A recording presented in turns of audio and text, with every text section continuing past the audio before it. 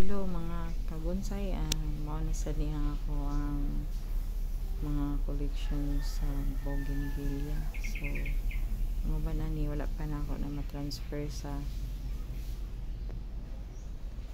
clay na pot. Then muna akong 21G ang isa ni gani nahalin na, so ang baligya sa una.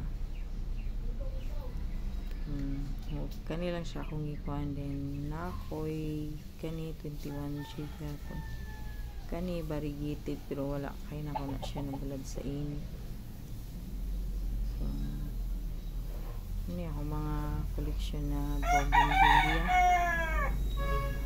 Don't forget to subscribe my channel on YouTube and click the bell button to notify all my upload videos on YouTube. Sa tanan nga nag-subscribe sa akong channel, sa thank you. Hopefully na maka-upload ako uban nga mga bonsai nga collection ako, pero sa karon wala na kay ko nag hunting kay busy sa work. Muni ako ang bougainvillea na collection. Temporary lang ni nga mga pot ang gipang butangan ani. So pag maka gipa kuan pa kay na ako ni sila, bago lang ako ni sila gipang train. Then ang akong ginahimo ani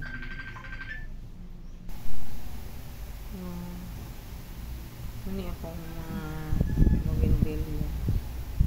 So, pasensya na kayo mo guys, camera voice over record aning or maulaw pa siya guys. So,